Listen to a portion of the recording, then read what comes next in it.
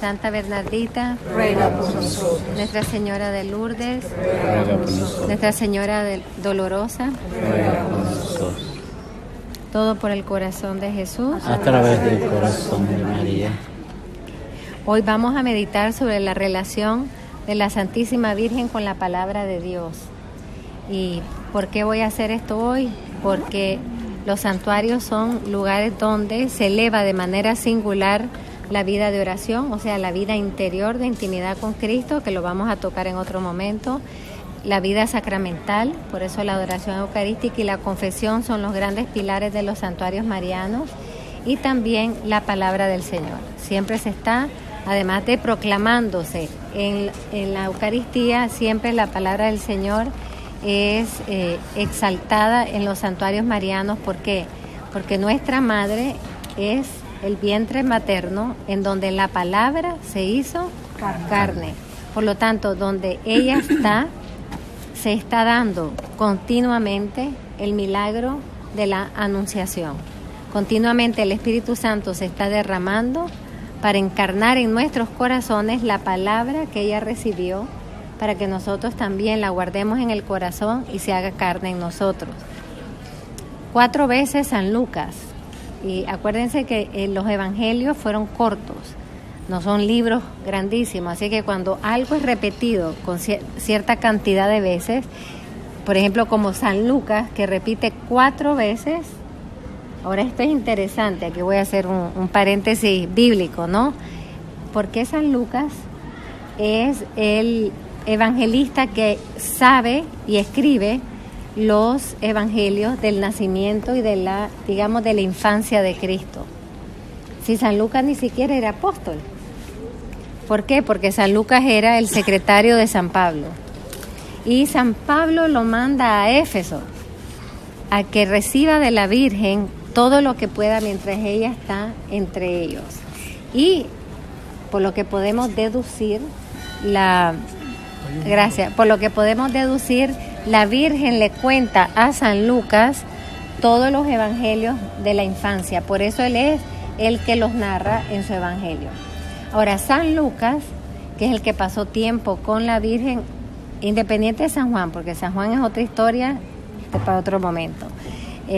Pero el que pasa más tiempo escuchando a la Virgen, enviado por San Pablo.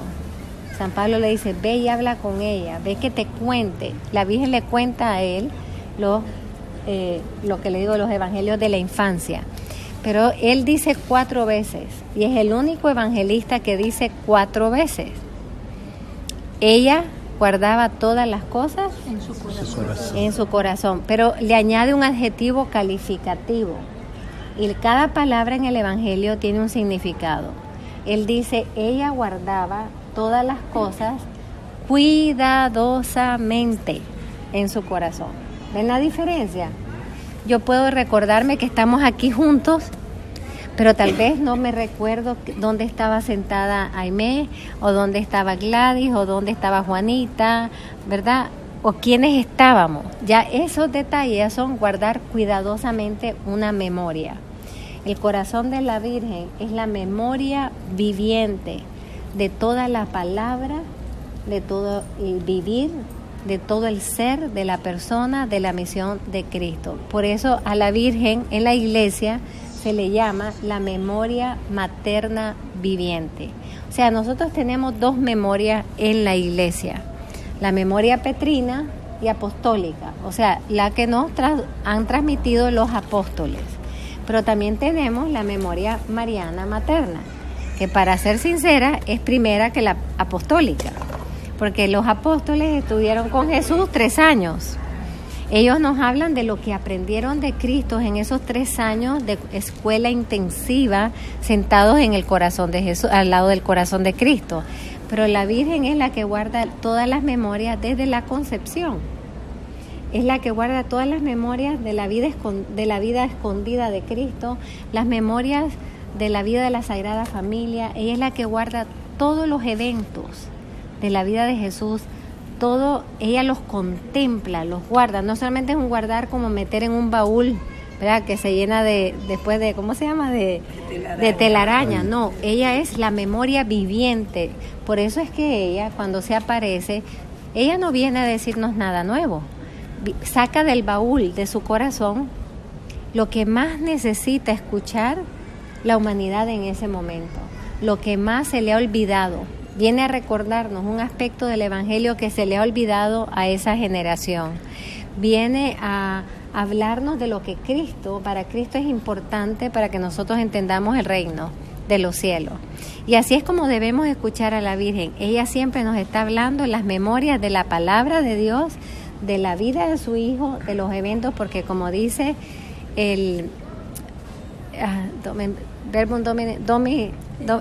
la del concilio es Verbum Domini, es la de Benedicto. La constitución de la palabra en el Concilio Vaticano II dice que Jesús nos salva con su palabra, con su vida, con sus acciones y sus gestos. Entonces, ¿quién es la que guardó todas esas 4 cosas? La Virgen. ¿Y dónde las guarda? En su corazón.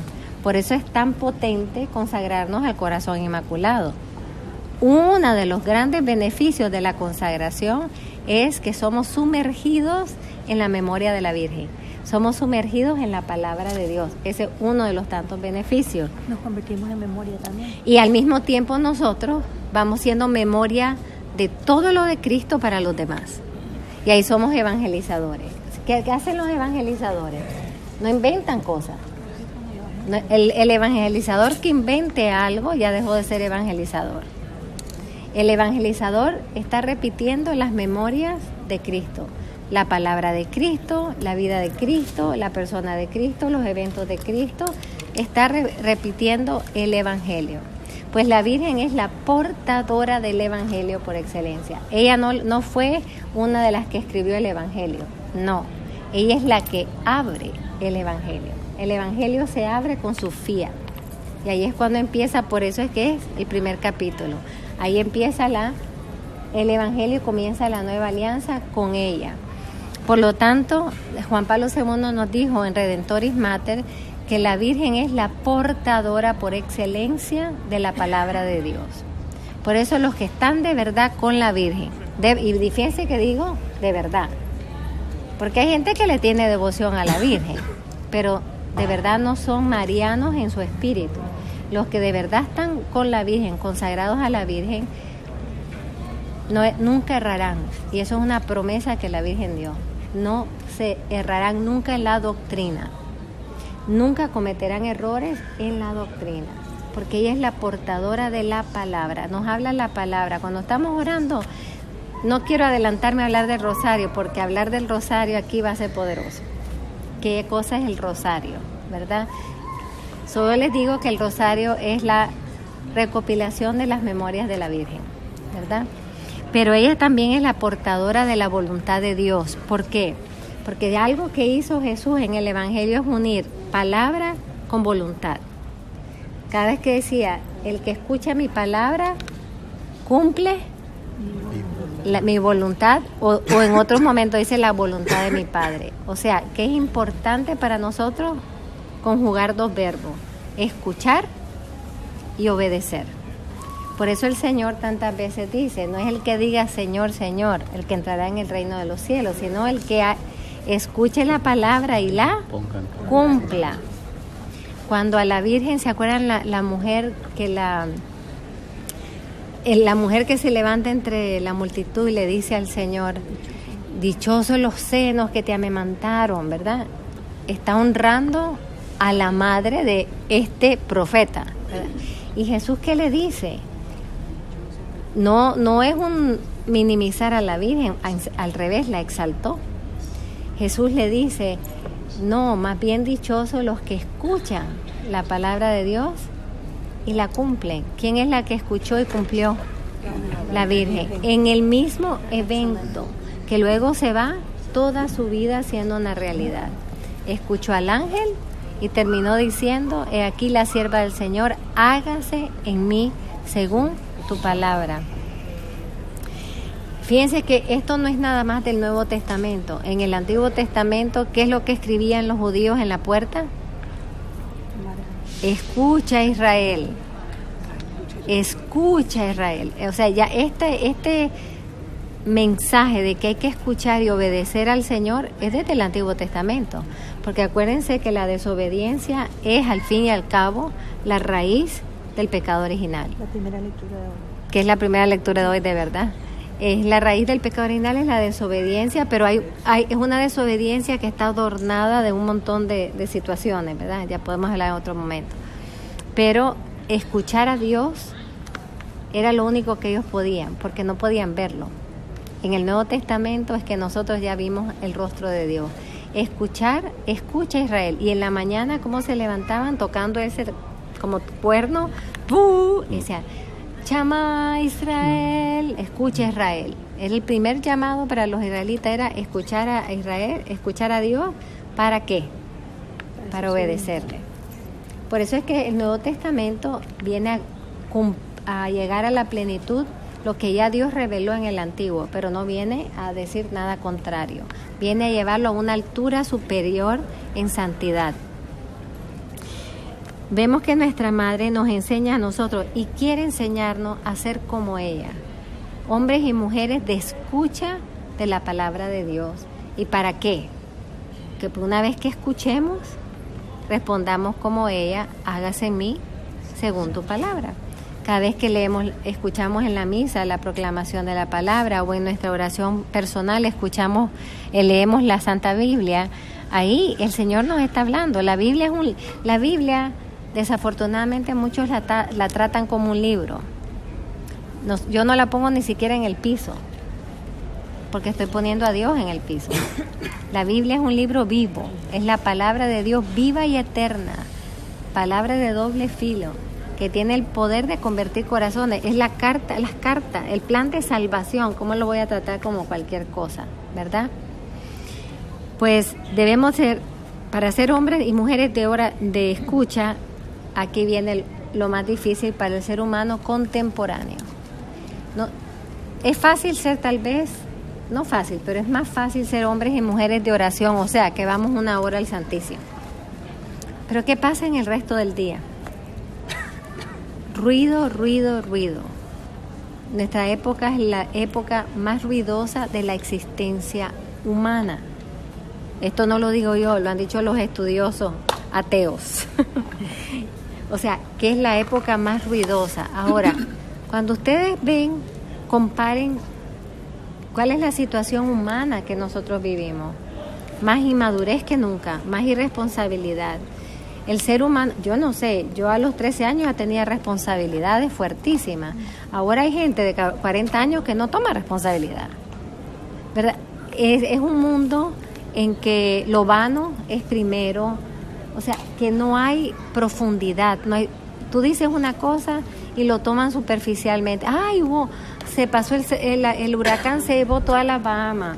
Yo no sé, hermano, para mí eso es algo que no lo digiero todavía profundamente.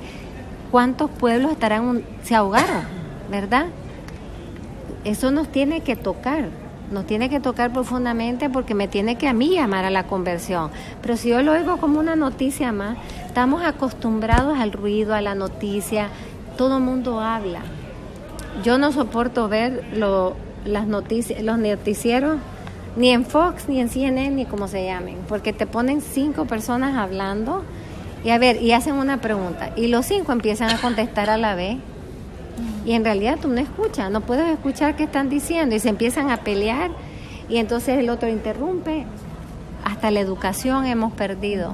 A nosotros no nos enseñaron que cuando alguien habla el otro calla, porque hay que escuchar, ¿verdad? Hemos perdido la capacidad de escucha del uno al otro. ¿Cómo no vamos a perder la capacidad de escuchar a Dios? Por eso la Virgen, cuando se aparece, lo primero que pide es oración. Oren, oren, oren, donde quiera que se aparece. ¿Por qué? Para empezarnos a entrenar al silencio. Porque solo los que saben guardar silencio son los que desarrollan ciertas virtudes fundamentales para la obediencia. Primero, la calma del alma, la calma del corazón, que Jesús tanto decía, no estén ansiosos con las preocupaciones de la vida. Si estamos hablando todo el día, ay no, que no sé qué, que no sé lo que me pasa, que no sé qué, no sé cuánto, nuestro espíritu se va angustiando, nuestro espíritu se va llenando de las preocupaciones de la vida, en vez de llevárselas primero al Señor. Señor, tú me prometiste que si yo cuido de tus cosas, tú cuidarás de las mías, que si yo busco primero tu reino, lo demás vendrá por añadidura. Te presento a ti, dame sabiduría para manejar las cosas. Pero ¿cómo voy a tener sabiduría para manejar los problemas que tenemos si no leemos la palabra de Dios? Si no la meditamos en oración, si no escuchamos la mente de Dios. La lógica de Cristo no es nuestra lógica. Por eso ayer estábamos celebrando la exaltación de la cruz, ¿verdad? ¿Y qué dice San Pablo? Que la cruz era locura para los judíos, necedad para los griegos, o sea, todo menos, pero para nosotros los cristianos es salvación. Porque la lógica de la cruz es que el amor hasta el extremo es el que salva. Pero para otro, amar así es una locura. Entonces, ¿cómo entendemos la lógica de Cristo, los caminos del Señor que no son nuestros caminos, si nosotros no somos hombres y mujeres de oración y de oración con la palabra de Dios? Para eso se requiere el silencio, para saber escuchar, para saber penetrar la mente y el corazón de nuestro Señor. Ella es la mujer de la palabra. Primero, nuestra madre, a los 3 años, entró a vivir en el templo. Eso como que no lo pensamos mucho. Yo sí lo pienso mucho porque nací en esa fiesta, ¿verdad? La presentación de la Virgen en el templo. Que a los 3 años, San Joaquín y Santa Ana la entregan al templo y vive ahí hasta los 13 años, 10 años dentro del templo. ¿Qué hacían esas niñas en el templo? Preparadas por Dios. En el templo eran las únicas mujeres que estudiaban la palabra, porque en esa época las mujeres no estudiaban la palabra, solo los hombres iban a la sinagoga a estudiar la palabra. Pero las mujeres que estaban en el templo sí estudiaban la palabra. Por eso la Virgen se la sabía de memoria. El Antiguo Testamento se lo sabía de memoria. Segundo, servían el sacrificio de los sacerdotes. Fíjense, ellas eran las que lavaban las mantas llenas de sangre del cordero. No es lo que ella va a hacer después, recoger la sangre de su hijo con una manta.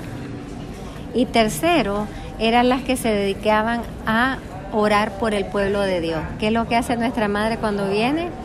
Siempre está pidiendo, orando y pidiendo que oremos por los pecadores. Eso es lo que ella hacía en el templo. O sea, lo que nos viene a pedir es lo que ella aprendió a hacer en el templo. Por eso se sabía la palabra. Y por eso es que la Virgen, cuando ustedes lean los pasajes de nuestra madre, todos los pasajes son referidos al Antiguo Testamento. Ella contesta solo con la palabra de Dios. El Magnificat entero es como si tejiera un mantel que se llama Magnificat. Está todo tomado, frase por frase, de diferentes libros del Antiguo Testamento. Se sabía de memoria el Antiguo Testamento. O sea, Benedicto dice, ella entra y sale de la palabra de Dios como que si está en su casa. Entonces, yo digo, claro, ¿cómo no va a entrar y salir de la palabra de Dios como si está en su casa cuando la palabra de Dios hizo su casa en ella? O sea, ella es el hogar de la palabra de Dios. Ella es la que nos enseña a recordar las promesas de Cristo. Hermanos, las promesas de Cristo se cumplen. ¿Cuándo?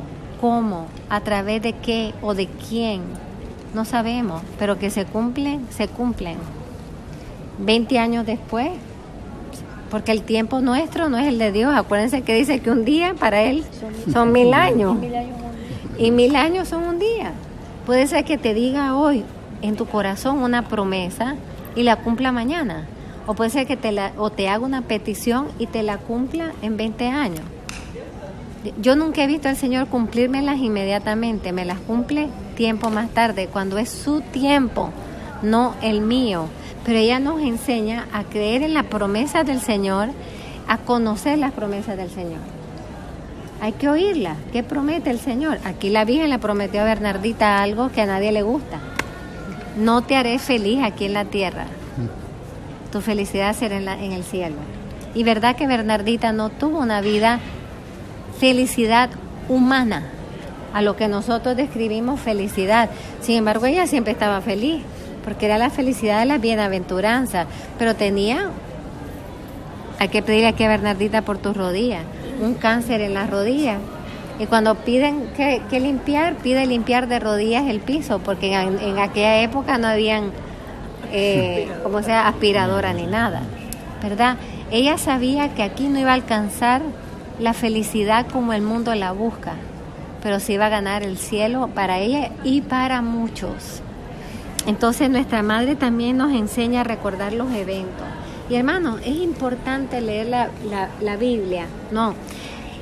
El reino de Dios es como la semilla de mostaza que se planta y después crece y es un árbol donde muchos van.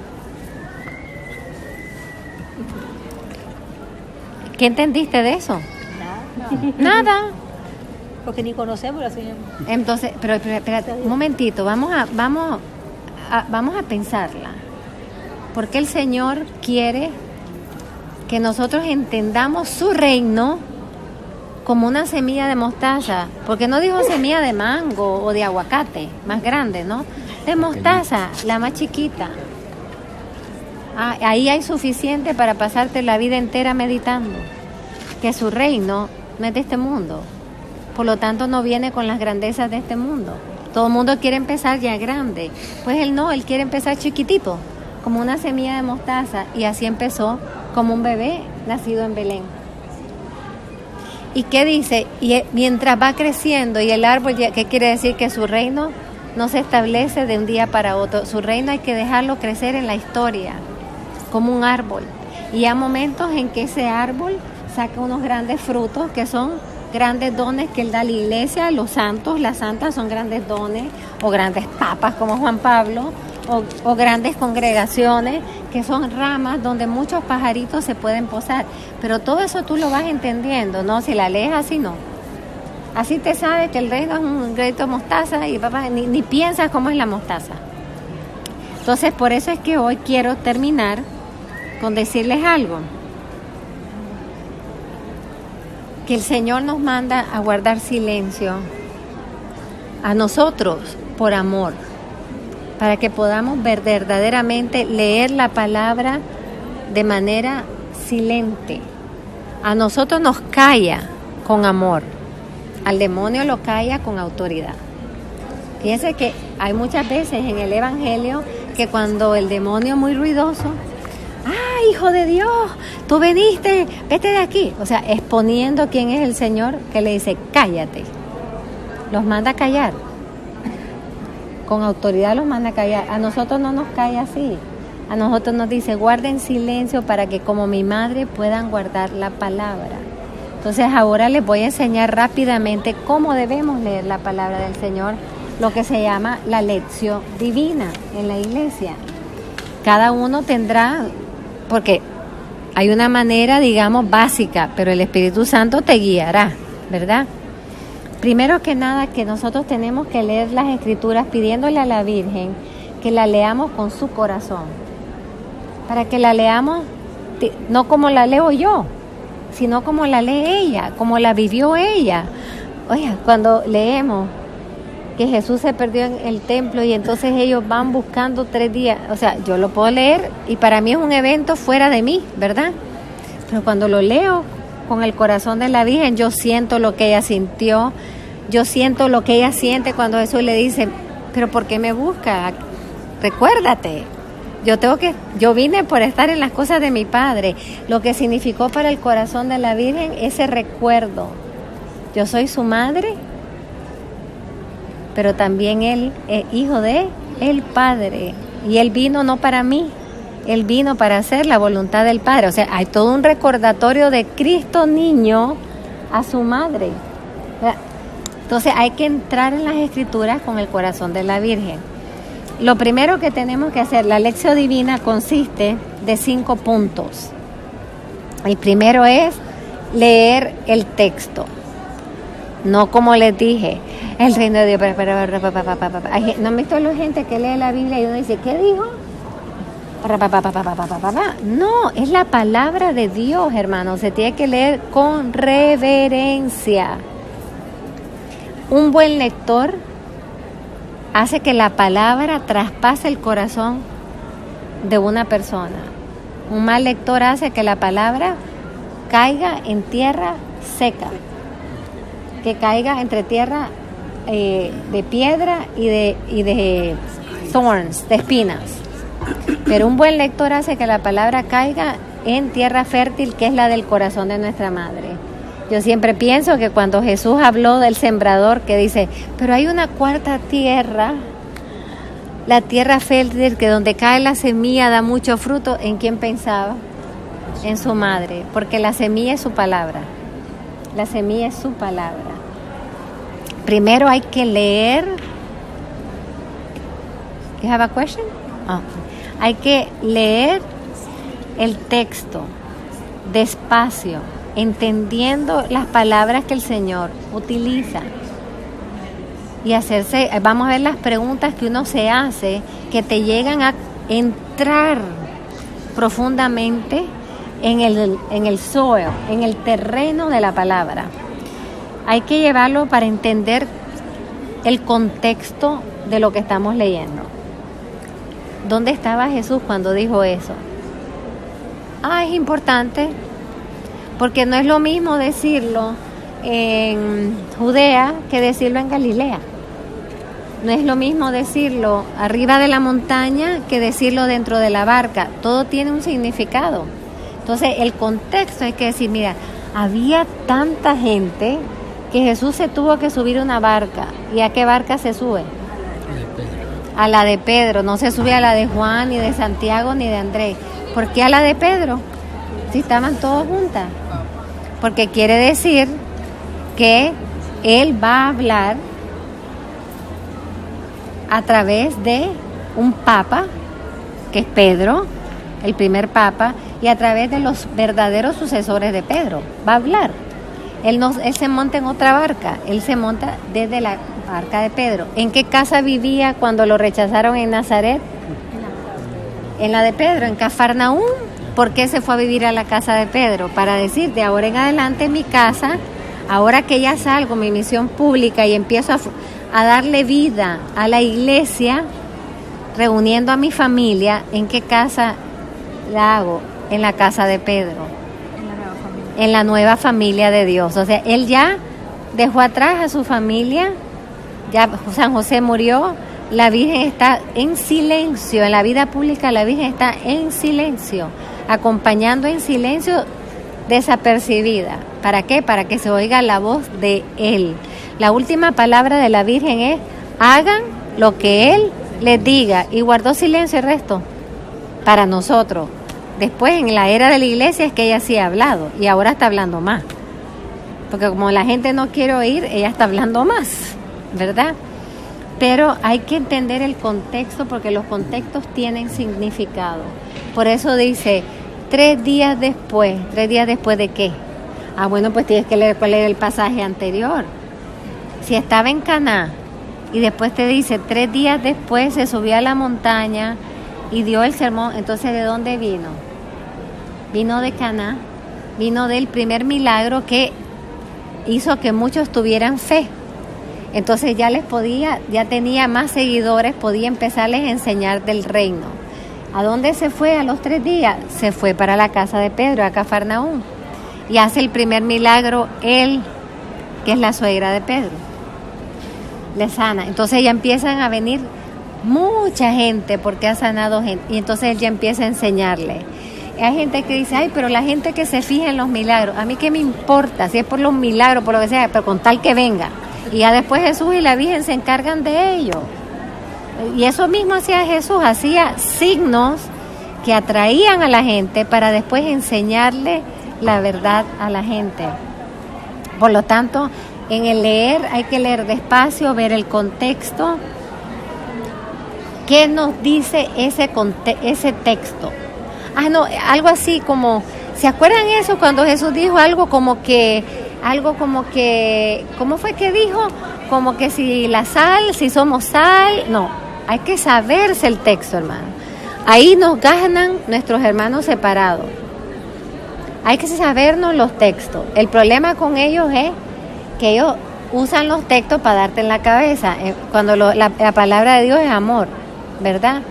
Y de nada te sirve a perdértela de memoria si no la vives, ¿verdad? Yo no quiero decir que ellos no la vivan, sino que ahí nos faltan los católicos, ser hombres y mujeres de la palabra. Yo estoy en un grupo ecuménico y me llevo súper bien, porque ellos hablan de la palabra y yo les contesto con las palabras. Entonces no me pueden dar vuelta, ¿verdad?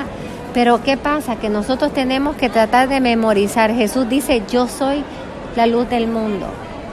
Wow, entonces cuando yo me sienta confundida, ¿dónde tengo que ir? Donde Jesús, que es la luz del mundo. Cuando Jesús dice, mientras tengan luz, caminen. A mí ese pasaje me fascina. Mientras tengan luz, caminen. Y es cierto, ¿verdad? A nadie nos gusta andar caminando en la oscuridad. Preferimos en el día, ¿verdad? Pues igual, mientras yo tengo luz, mientras tengo claridad, tengo discernimiento, tengo sabiduría, tengo que actuar, porque podemos venir momentos en que yo me confunda y ahí mejor no hago nada, para no hacer ninguna decisión errónea. Entonces hay que aprenderse el pasaje, porque la palabra misma nos libera y la palabra misma nos da sabiduría. Segundo es la meditación. Y ahí vienen las preguntas. Para meditar hay que hacer, porque la gente dice, ¿cómo se medita? Me quedo así, como en blanco. ¿Cómo que en blanco? Nada de blanco hay que quedarse. Esos son los de yoga rara, ¿verdad? Que quedarse en blanco. Mi mente no fue creada para quedarse en blanco. Mi mente fue creada para razonar profundamente mi fe. Entonces vienen las preguntas. ¿Qué me quiso decir el Señor con este texto? ¿Qué me está diciendo Él a mí? ¿Por qué lo dijo así? A ver, ¿por qué no usó una semilla de mango sino una de mostaza? Si su reino va a extenderse por el mundo entero, ¿por qué no dijo la semilla más grande o la de zapote o mamey? Sino que dijo que empezaría por algo chiquito. Bueno, ahí hay un discernimiento para todo. Las obras de Dios siempre comienzan como chiquititas. Y se van creciendo con el tiempo, con el sufrimiento, con la vida, la cotidianidad, así se van creciendo. Tenemos que preguntarnos, ¿cuál es la voluntad de Dios para mí en ese texto? Bueno, a lo mejor yo soy orgullosa y yo quiero que mi apostolado inmediatamente tenga 700 gente. No, el Señor dice que tienes que empezar con una persona, fíjate, con una semillita. O sea, que entramos en la meditación, entramos en un diálogo a través de preguntas fundamentales. O sea, ir más allá. ¿Qué necesito yo escuchar de esa palabra para transformar mi mente? Siempre la palabra del Señor nos contradice y no tengamos miedo que nos contradiga. Si Él es el signo de contradicción, ¿qué quiere decir? El mundo me dice una cosa y el Señor me dice otra. Y su palabra yo necesito asimilarla. ¿Para qué? Para adquirir su lógica. Tercero, la oración. ¿Qué es? Haciéndome estas preguntas. Y lógicamente, si se hacen preguntas es para tener ¿qué? Respuestas. Teniendo las respuestas, esas respuestas yo las voy a orar. Y yo tengo que decir, ok, Señor, me estás hablando de que debo renunciar al orgullo. ¿Qué voy a hacer para renunciar al orgullo? ¿Cómo voy a hacerlo? Ahí viene ya la oración. Señor, te entrego mi orgullo. Señor, ¿cómo quieres que yo viva una vida de humildad? Señor, ¿cómo quieres que yo sea más pequeña? Ahí viene ya el poder de la oración. ¿Cómo me va a transformar esta palabra? Cuarto es la contemplación. En este momento, en la contemplación, es cuando empezamos a ver la realidad como Cristo la ve. Mira, yo creía que Cristo venía. ¿Saben quién no lo hizo? Judas nunca hizo una lección divina en los 3 años. Judas nunca le entró la palabra de Dios. Judas pensó todos los 3 años que Jesús venía a acabar, a aniquilar, a cortarle la cabeza a los romanos. Y como no lo hacía, se fue poniendo bravo. ¿Hasta qué? Lo vende. ¿Por qué? Porque nunca entendió lo que era el reino de los cielos, que Jesús lo iba a vencer el reino del mal a fuerza de bien, con la fuerza del amor, no con la fuerza de una espada. Entonces, en la contemplación se nos empiezan a cambiar las formas de juzgar la realidad. ¿Se acuerdan cuando él está hablando de la pasión? Dice, voy a ir a Jerusalén y me van a apresar. ¿Y sale quién? Pedro, el gran Pedro. No te dejaré ir, no te pueden apresar. ¿Y qué le dice el Señor? Apártate de mí. Oye, lo más fuerte que pudo decir el Señor, que a ninguno nos ha dicho, gracias a Dios. Apártate de mí, Satanás. Pero fíjense lo que le dice, porque tus pensamientos son de hombres, no son de Dios. ¿Qué tal si Jesús se deja tentar por la lógica de Pedro? No nos salva, hermano. Él tenía que ir a Jerusalén y morir en la cruz para salvarnos. Y Pedro le está diciendo que no vaya a la cruz. Pedro creyendo que le está diciendo algo bueno. Sin embargo, en la mente de Dios, el amor hasta el extremo de la cruz y de la Eucaristía era lo que salvaba a la humanidad. Pero en la mente de Pedro ir a la cruz era perder al Maestro. ¿Se dan cuenta? Entonces ya en la contemplación es la transformación de nuestro juicio, de nuestro discernimiento, de nuestra manera de ver la realidad. La realidad es otra. A mí me impresiona en nuestros tiempos, si yo paro el libro así y empiezo a preguntar, ¿qué ven? A todo mundo ve algo diferente. Van a ver a la Virgen porque ni modo, ahí está. Pero van a decir, la Virgen está llorando. La Virgen está riéndose. Se movió la Virgen. Ay, la Virgen no está raro porque tiene un lazo morado. No, rosado. O sea, impresionantes las lecturas de la realidad o las escuchas de la realidad. Y todo el mundo se cree que es verdad su realidad. Sin embargo, la única realidad que es cierta es la que ve Dios, como Dios la ve. Nosotros estamos llamados a ser realistas. Porque dice, los cristianos no debemos ser realistas. ¿Cómo que no debemos ser realistas? Muy realistas. El alma en el cielo y los pies en la tierra. Y juzgar las realidades terrenas. No como las juzga el mundo, sino como las ve Dios.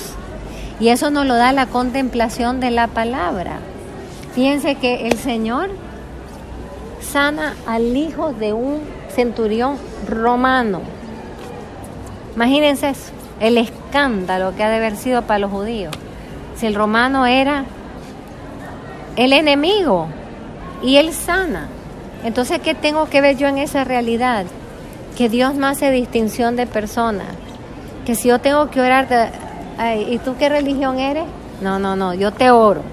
Si tú necesitas oración, yo te oro. ¿Verdad? El Señor empieza, su redención es para todos. Ahora, no todo es igual, vamos a estar claros. La única religión que tiene a su Salvador es los cristianos. Los demás tienen destellos, hay medios destellos, más unos más que otros. Destellos de verdad, pero no, la verdad completa está en la iglesia de Cristo, que es los cristianos. Entonces, la lectura de la realidad, ¡ala, Dios mío! ¿Cuánta gente viene aquí? ¿Por qué vienen?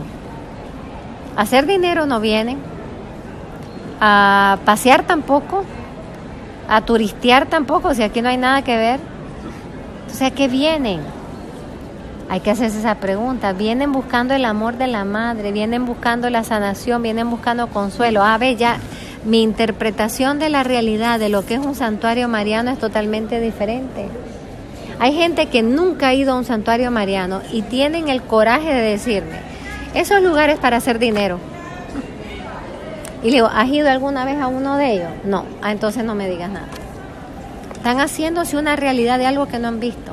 Entonces, la contemplación es la herramienta que nos va a enseñar a discernir. Porque el discernimiento, la gente cree que es como una palomita que viene y se te posa y de repente, ¡prum!, ya sabes, mágicamente hay que hacer. El discernimiento es el juicio de la realidad, acompañado de una respuesta prudente y sabia. ¿Cómo voy a responder a esa realidad? Eso es el discernimiento. Y la quinta es la acción. después que yo he orado, que he leído el texto, que he visto qué me pregunta, qué me contradice, qué me cuestiona, cómo me transforma, qué visión me da de la vida, qué voy a hacer con mi vida, Señor. Ahora, ¿cómo voy a responder? ¿Qué voy a hacer? ¿Cómo voy a trabajar? ¿Cómo voy a servir? ¿Cómo voy a yo hacer mi apostolado? Todo eso es el fruto ya de una auténtica lección divina. Entonces, ¿cuáles son los puntos? Primero, en la lectura despacio y el contexto, la lectura del de ese pasaje y aprendérnoslo. Si tienen corta memoria, apréndanse un versículo, un capítulo, ¿verdad? Un versículo, pero apréndanselo. Porque ¿saben qué? En momentos de tentación, ¿cómo contestó Jesús al demonio? Con la palabra de Dios. Cuando el demonio te está diciendo, ay, no seas tonta, no vayas a servir, ni que esto, imagínate, gastar dinero. Entonces tú le contestas, hay más alegría en dar que en recibir. Se te va el demonio, ya que puede decirte más. Le contestaste con la palabra de Dios. Y la otra le dice, aquí la sierva del Señor, hágase en mí según su palabra. O decir, yo no he venido a servir, sino a ser servido. A mí me toca lavar si Jesús lavó los pies de los apóstoles, ¿cómo yo no voy a lavar a un hermano en las piscinas? La palabra de Dios es la que tenemos que usar a la hora de las tentaciones. La segunda es la meditación, que son la serie de preguntas. El Espíritu Santo te va a inspirar tus preguntas. Tercero es la oración. Cuarto es la contemplación. Y quinto es la acción. ¿Ok? Entonces la Virgen quiere que nosotros sepamos leer la palabra como ella la leía. Y ella leía la palabra así. El texto se lo sabía de memoria. El texto lo guardaba en el corazón. Lo tenía escrito. La Biblia más bella es el corazón de la Virgen, donde está el Antiguo y el Nuevo Testamento. Y ella es la protagonista principal del Nuevo Testamento, la que le dio vida al Salvador. Entonces, ella nos enseña a orar con la palabra, ella nos enseña a contemplar la palabra, ella nos enseña a meditar la palabra. ¿Para qué? Para que nosotros podamos, como ella, ser mujeres y hombres sabios de discernimiento, hombres y mujeres de la palabra, que sabemos comunicar la palabra para que nuestro consejo no sea mi idea, sino la palabra de Dios, y para que nuestras acciones estén inspiradas y movidas por la palabra de Dios. Amén. Amén. Gracias, Madre. Gracias, Madre.